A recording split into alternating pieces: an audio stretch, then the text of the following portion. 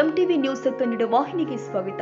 ಧಾರವಾಡ ಜಿಲ್ಲೆ ಕುಂದಗೋಳ ತಾಲೂಕಿನ ಗುಡಿನಕಟಿ ಗ್ರಾಮಕ್ಕೆ ಪ್ರಥಮ ಬಾರಿಗೆ ಆಗಮಿಸಿದ ಪದ್ಮಶ್ರೀ ಮಾತಾಜಿ ಅವರನ್ನ ಗ್ರಾಮದ ಜೈನ ಸಮಾಜದ ಮಹಿಳೆಯರು ಕುಂಭದೊಂದಿಗೆ ಗ್ರಾಮಕ್ಕೆ ಬರಮಾಡಿಕೊಂಡಿದ್ದಾರೆ. ನಂತರ ಗ್ರಾಮದ ಶ್ರೀ 1008 ಶಾಂತಿನಾಥ ದಿಗಂಬರ ಜೈನ್ ಬಸದಿಗೆ ಆಗಮಿಸಿ ಭಗವಂತನ ದರ್ಶನ ಪಡೆದುಕೊಂಡು ಅವರು ಪ್ರವಚನ ಹೇಳಿದ್ದಾರೆ. ಜೈನ ಧರ್ಮದ ತತ್ವಗಳು ಸಿದ್ಧಾಂತವನ್ನ ತಮ್ಮ ಜೀವನದಲ್ಲಿ ಅಳವಡಿಸಿಕೊಳ್ಳಬೇಕು. ಅಂದಾಗ ಮಾತ್ರ ಸುಖ, ಶಾಂತಿ, ನೆಮ್ಮದಿ ಸಿಗುತ್ತೆ ಮತ್ತು ಜೀವನ ಒಂದು ಬಾಡಿಗೆ ಮನೆ ಇದ್ದಂತೆ. ಇದ್ದಾಗ ದಾನ ಮತ್ತು ಧರ್ಮದ ಬಗ್ಗೆ ಹೆಚ್ಚು ಕಾಳಜಿ ವಹಿಸುವುದು ಅಗತ್ಯ ಅಂತ ಅವರು ಹೇಳಿದ್ದಾರೆ.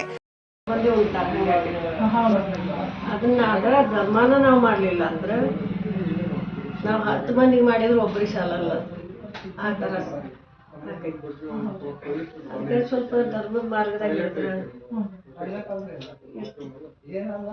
ಚೆನ್ನಾಗಿದೆ, ಭಗವಂತ ಚೆನ್ನಾಗಿದೆ. ಆಮೇಲೆ ಮಂದಿರ ಮುಂದೆ ನೀರು ಇಷ್ಟೆಲ್ಲ ಸಂಪ ಐತೆ, ರೋಡ್ ಮುಂದೆ ಐತೆ.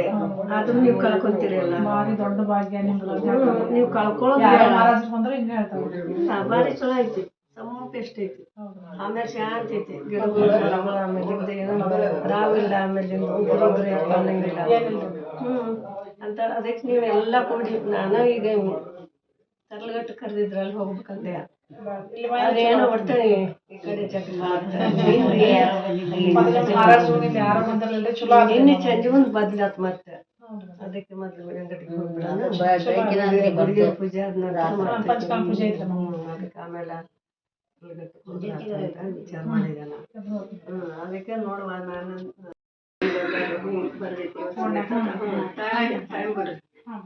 ಟೈಮ್ ಬಿಡ್ರಿ ಎಷ್ಟು ಸಾಧ್ಯತೆ ಅಷ್ಟು ಮಾಡೋಣ.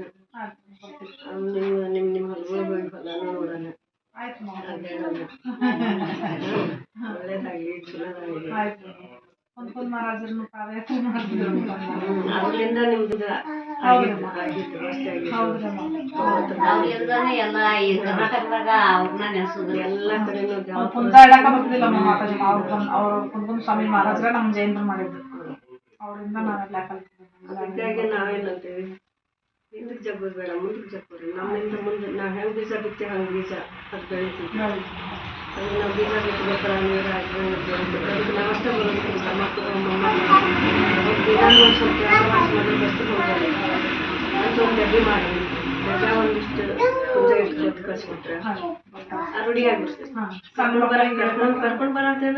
ಈ ಸಂದರ್ಭದಲ್ಲಿ ಸರಸ್ವತಿ ಮಲ್ಲಿಗವಾಡ, ಕಮಲಾಕ್ಷಿ ಯೋಗಪ್ಪನವರ, ಯಲ್ಲವ್ವ ಯೋಗಪ್ಪನವರ, ಶಾರದಾ ಮಲ್ಲಿಗವಾಡ, ಲಚ್ಚವ್ವ ಪಿಡಿ, ಸುಧಾ ಮಲ್ಲಿಗವಾಡ, ಧನಪಾಲ ಮಲ್ಲಿಗವಾಡ, ಅರುಣ್ ಬ್ಯಾಡಗಿ, ಧರಣೇಂದ್ರ ಬಸ್ತಿ, ಮಂಜುನಾಥ ಮುನವಳ್ಳಿ ಸೇರಿ ಅನೇಕ ಜೈನ ಸಮಾಜದ ಬಾಂಧವರು ಭಾಗವಹಿಸಿದ್ರು.